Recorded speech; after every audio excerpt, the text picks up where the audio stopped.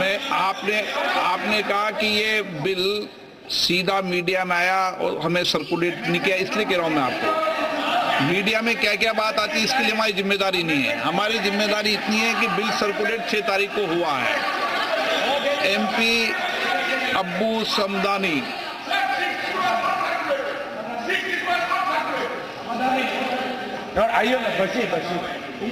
इटी मोहम्मद बशीर। नहीं, आप बोलेंगे, वो बोले, दोनों में से एक बोलेंगे, कोई बोलना चाहिए। Myself. अच्छा Sir, thank you very much, sir. I vehemently oppose the very presentation of this bill. As correctly pointed out by my learned friends, this is a clear violation of the Constitution. It is a violation of the fundamental right enshrined in our Constitution. Article 14, Article 15, Article 25, Article 26 and Article 30. Sir, ill-motivated, sir. You have got dirty agenda with you. Yes. Sir, if this bill is passed, the entire boxing system will be collapsed, sir. That is going to happen. Similarly, sir, various bodies, Waqf Board and Waqf Council, all these bodies will have no existence. They will not have any value. Because all the powers vested with these bodies are captured by the government and handed over to the district collectors. It's a funny thing, sir. Similarly, sir, this will spoil this secular nature of this country. Yes.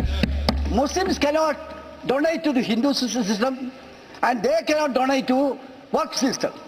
That is the restriction. Are you not ashamed of making this country in this way, sir? What is happening in this country? You have forbidden that kind of thing, sir. At the same time, this will jeopardize all the system. Now, Waqf Board and Council, if you go through that bill, sir, what is happening? They have no any power. All the powers are going to be vested with the collector. As per this act, collector is superior than the chairman of the Waqf Board, sir. That is the system we can see in this, sir. Sir, the funny thing is not that, sir. Once this bill is passed, the evacuation of the encroached property will become impossible. That is the funny thing, sir. This bill says that once government is encroached in this, government building is situated in the Waqf land. Even after verifying, if that is clear, then also it cannot be evacuated.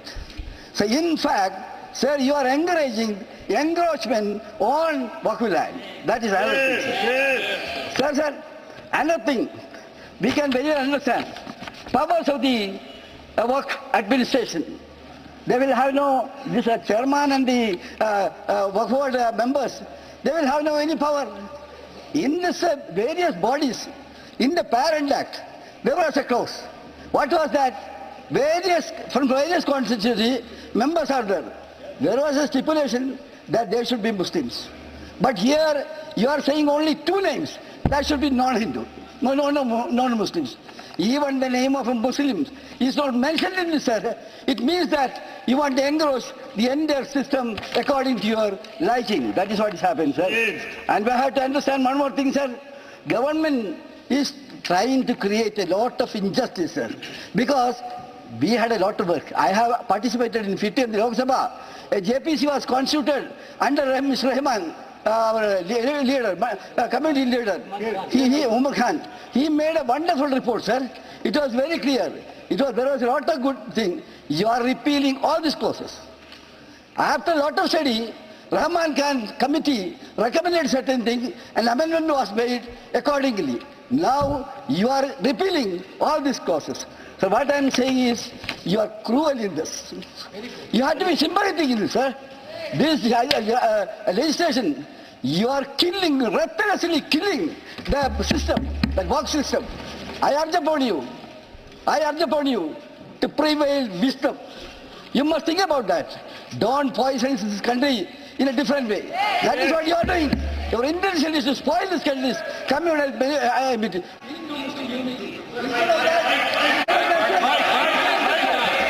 What you are doing is, you are putting putting Hindus and Muslims in watertight compartment. You may have that desire, but we will not allow this country to go in that direction. Sir, with this word, I conclude. Thank you very much. Okay. K. Radhakrishnan.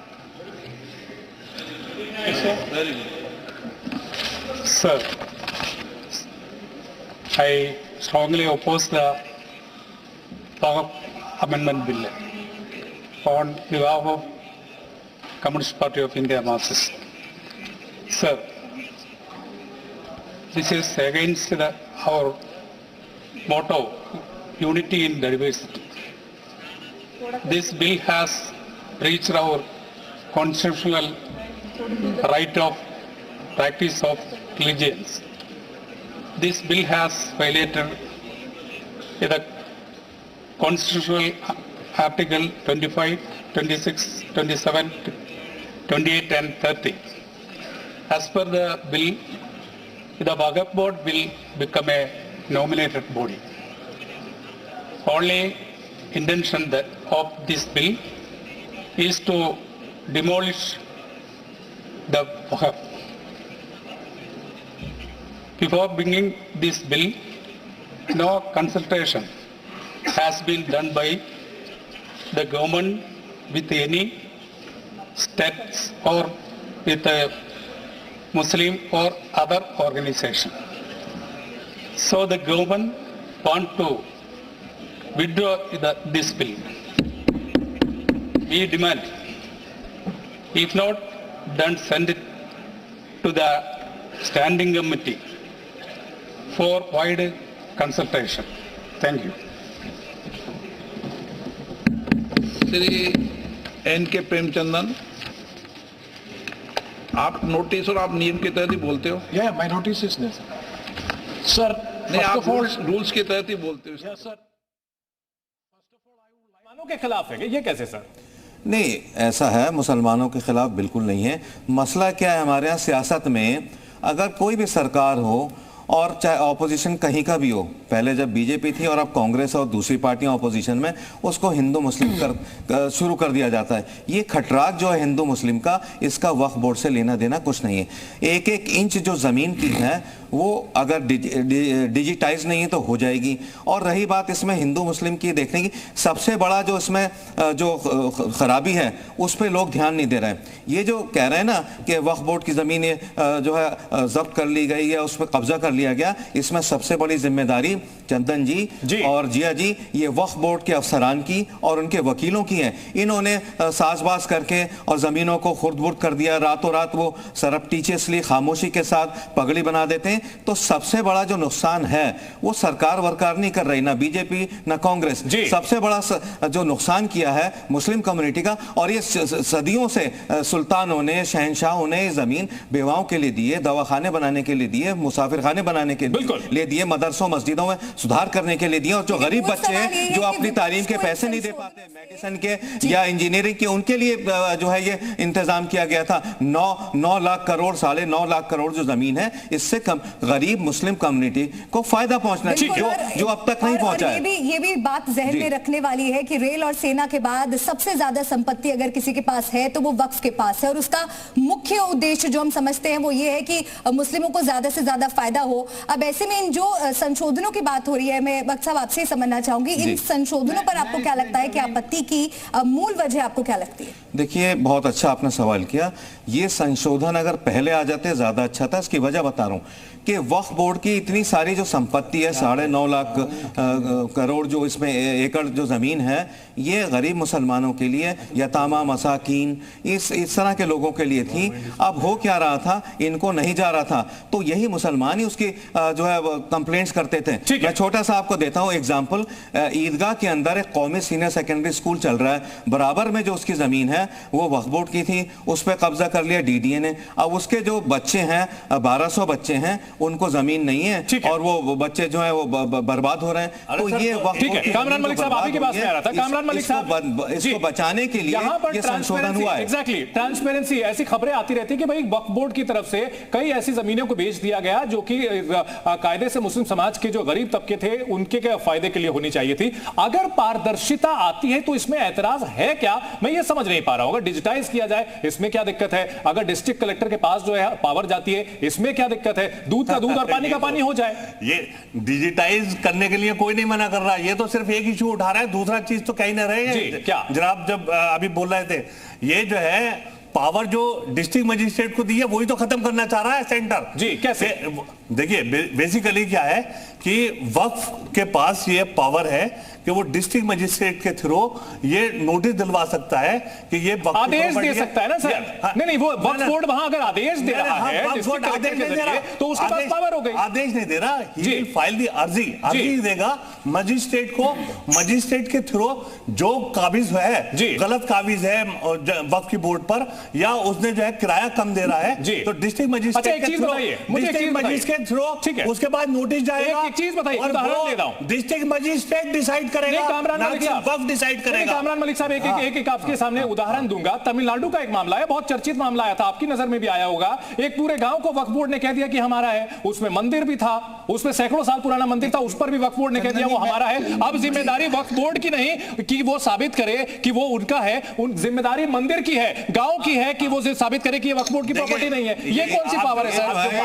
आप जो बात कर रहे हो, एक minute आप जो बात कर रहे हो वो टेक्निकल बात कर रहे हो, ऑनर्स ऑफ द प्रूफ की बात कर रहे हो। वो क्यों सामने honours of the Waqf board के पास ये एक्स्ट्रा जुडिशियल अधिकार क्यों होने चाहिए? एक्स्ट्रा जुडिशियल कैसे अधिकार नहीं है? मंदिर को अगर वो घोषित कर दे वक्फ बोर्ड, घोषित कहां कर दिया? अभी घोषित कहां कर दिया? तो जिम्मेदारी किसकी होगी? मैटर ये डिस्प्यूट है, ये डिस्प्यूट है तो डिस्प्यूट कैसे हो सकता है सर? मैं अगर कह दूं कामरान मलिक का घर जो है वो मेरा हो गया तो ये जिम्मेदारी मुझ पर होगी ना, मैं साबित करूं। आपके ऊपर जिम्मेदारी कैसे होगी? बाबरी मस्जिद को नहीं कहा, अलग अलग मुद्दों को मत मिलाइए कामरान मलिक साहब, अलग अलग मुद्दों को मत घुमाइए। वही मैं कहना चाह रहा हूं अगर वक्फ ने सर्वे किया और सर्वे करने के बाद में उसने पुराने दस्तावेजों को उन्होंने रिपोर्ट देगा।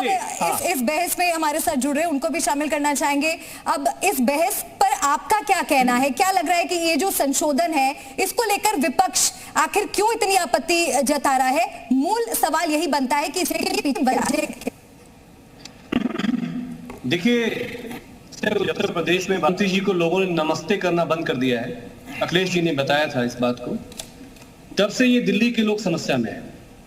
आगामी चुनाव है, जाहिर सी बात है कि किसान की बिल आती है तो वो कंट्रोवर्शियल हो जाती है, रोजगार पे कोई बात आती है तो वो कंट्रोवर्शियल हो जाती है। सरकार इतनी कंट्रोवर्सी पैदा क्यों कर रही है? धार्मिक जो मामले हैं, अभी जो वक्फ की जमीन का मामला आया है, इसमें पूरे देश में जो है रेलवे के बाद, सेना के बाद सबसे ज्यादा जमीनें वक्फ की जमीनें हैं जो एनिमी प्रॉपर्टी नहीं है। ठीक है, चेयरमैन साहब बैठे हैं उत्तराखंड वाले बगल में जी। ये जमीनें वो हैं जो मुसलमानों के द्वारा दी गई हैं, ठीक है, स्कूल के लिए, मदरसे के लिए, बहुत सारे इस्तेमाल। सवाल ये मुसलमानों को, गरीब मुसलमानों को फायदा क्यों नहीं पहुंच रहा है? का इस्तेमाल कैसे किया जा रहा है? अमित साहब की बात सुन लेते हैं, उसके बाद आप अपनी राय बनाए रखिएगा। अमित साहब अपनी बात पूरी कर लें एक बार। मलिका डेकोरम, ठीक है, मैंने कह दिया सर, आप बोले। सर तो ये जो BSN